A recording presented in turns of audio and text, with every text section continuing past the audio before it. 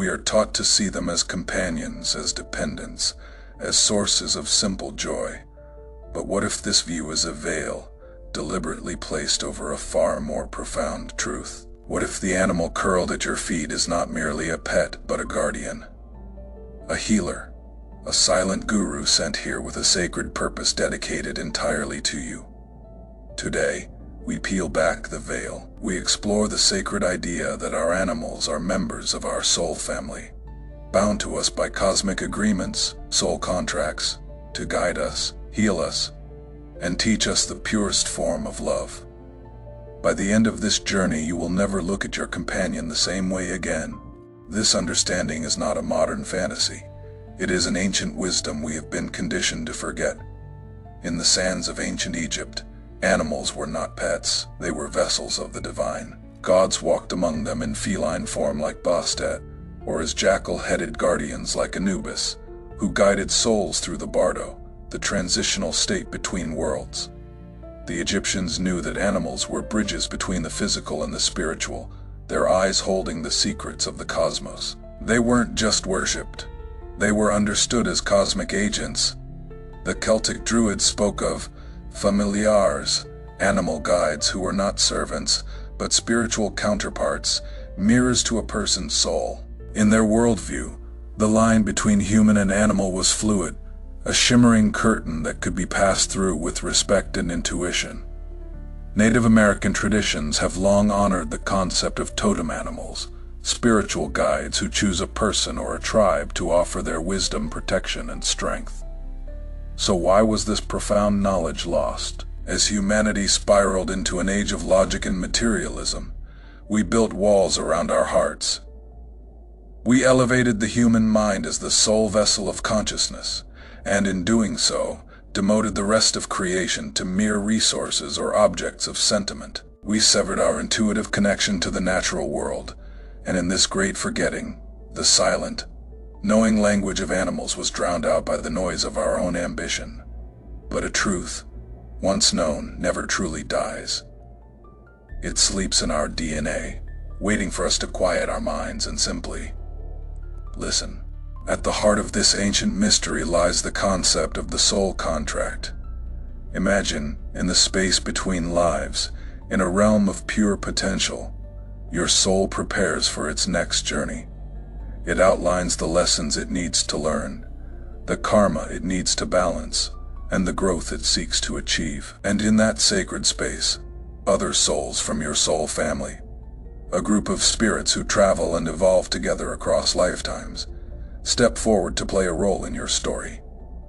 We often think of these roles as human, a parent, a lover, a rival, but we forget that the purest, most selfless souls often choose a form that is free from the complexities of the human ego. They choose to be an animal. Their contract is simple, yet staggeringly profound. They agree to incarnate with you for one primary reason: to serve your spiritual evolution with unconditional love. They are the silent healers. In the esoteric traditions, it is understood that animals, especially our companions, act as energetic sponges. They intuitively absorb the dense, heavy energies we carry, our grief, our anxiety, our fear. When you are weeping and your dog rests its head on your lap, it is not just offering comfort, it is actively drawing the energetic poison from your aura. When a cat purrs on your chest, it is emitting a frequency that is known to heal bones and tissue. But it is also recalibrating your heart chakra, soothing the discord within you. This is their mission, a selfless act of energetic alchemy they perform out of pure love. They take on our burdens, sometimes even manifesting our unresolved emotional issues as physical ailments in their own bodies, in a final desperate act to make us aware of what we need to heal within ourselves. But their mission extends beyond healing. They are also our most patient teachers. How do you teach a human to live in the present moment? You don't lecture them, you live it in front of them, every single day. A dog does not worry about yesterday's scolding or tomorrow's walk. Its joy is in the now, this stick, this patch of sun, this moment with you. They are masters of presence. constantly inviting us to leave the prison of our minds and join them in the only moment that truly exists. They teach us forgiveness. An animal does not hold grudges. You can accidentally step on its tail, and a moment later it is back, offering its affection freely, its heart completely open. They are living demonstrations that love does not need to keep score. So, how do you recognize if your pet is one of these soul companions? The signs are not loud, they are felt. First, the connection is instantaneous and deep. When you first met them, perhaps in a loud, chaotic shelter, was there a moment when your eyes locked and the entire world fell away? A feeling not of choosing, but of being chosen. A sense of there you are, I've been waiting for you. This is the soul's recognition, a memory sparked from 1,000 lifetimes ago. Second, their arrival is often perfectly timed, a synchronicity that cannot be ignored. They appear in your life precisely when you need them most, after a devastating loss, during a period of intense loneliness, or at a crossroads where you've lost your way. They are not a coincidence, they are a divine intervention. And third, they mirror you. They reflect your inner state with uncanny accuracy. When you are filled with anxiety, are they restless and agitated?